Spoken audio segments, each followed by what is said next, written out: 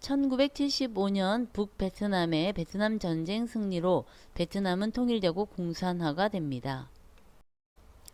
베트남의 통일은 그 지역에서 패권국이 되려고 하는 베트남의 야심에 불을 지폈고 견제에 나선 중국과의 충돌을 불러와 중얼전쟁이 벌어집니다. 지금은 경제적으로 우리나라의 도움을 많이 받고 있으나 알게 모르게 우리에게 도발을 하곤 하는 두 얼굴의 베트남. 그들은 사실 초강대국 미국, 중국 등과 한치의 물러섬 없이 맞서왔던 만만치 않은 역사를 갖고 있는 나라입니다. 그럼 베트남의 진면목을 알기 위해 미국과의 전쟁인 베트남전에서 승리한 후 다시 중국과 맞섰던 중얼전쟁에 대해 소개하도록 하겠습니다.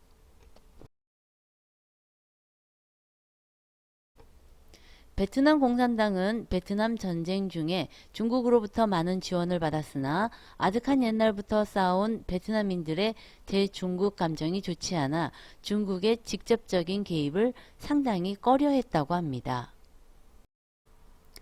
중국도 베트남의 통일을 바라지 않았다는 소문이 국제사회에서 돌아 서로 간의 맹비난을 주고받을 정도였습니다.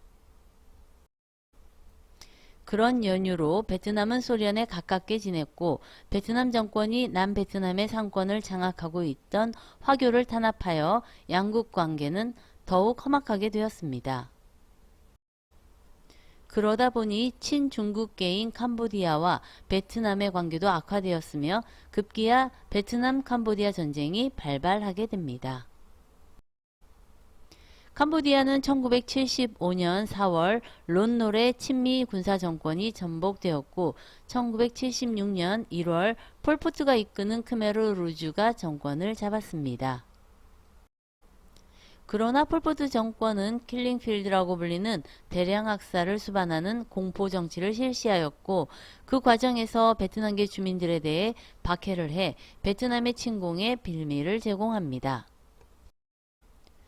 캄보디아를 침공한 베트남 정부는 1979년 1월에 푸놈펜을 점령하여 캄보디아의 친베트남 정권을 세웠고 중국 정부가 후원했던 폴포트는 밀림지대로 도망쳤습니다.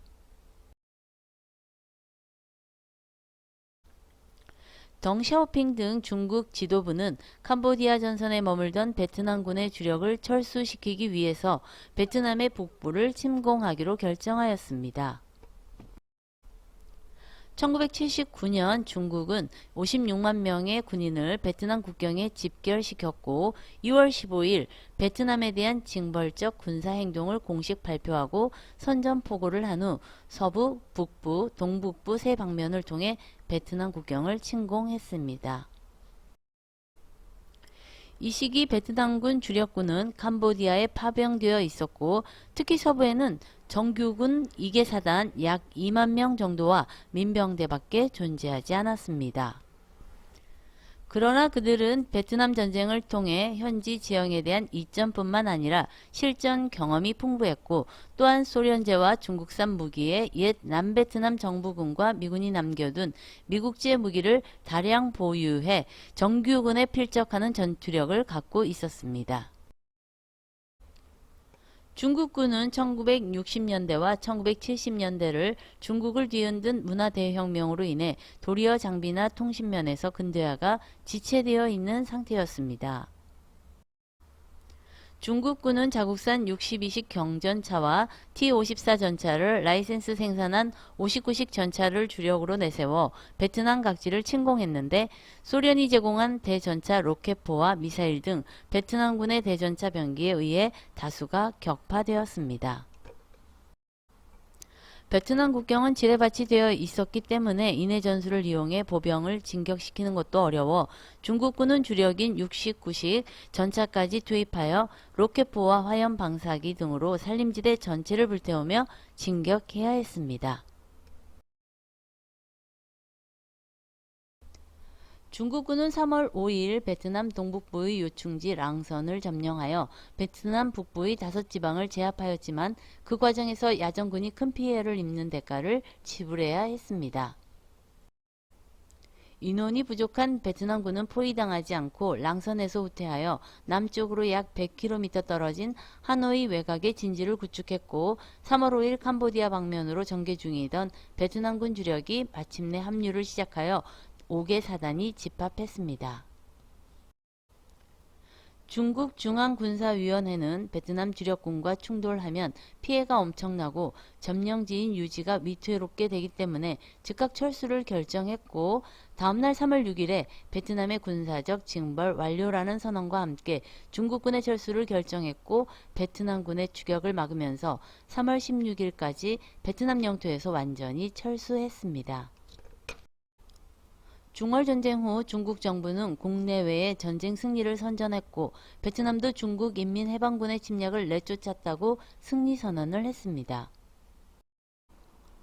중국 측은 베트남군 3만 7천 명을 섬멸했고 중국군의 전사자는 6,954명, 전상자는 1만 4,800명 정도라고 주장했고 한편 베트남 국방부는 60만 명의 중국군 중 2만 명이 전사하고 4만 명이 부상을 당해 총 10%의 중국 측 사상자가 발생했다고 주장했습니다.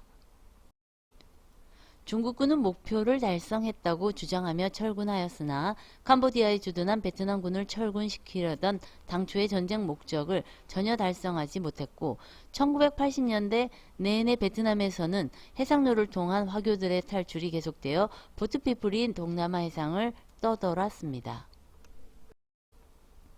중국과 베트남은 1980년대 내내 국경선 확정을 두고 산발적인 전투를 계속 벌였는데 양국은 1990년 9월 청두에서 비밀 정상회담을 가졌고 관계 정상화를 동의하여 1991년 11월 공식적으로 국교를 정상화했습니다.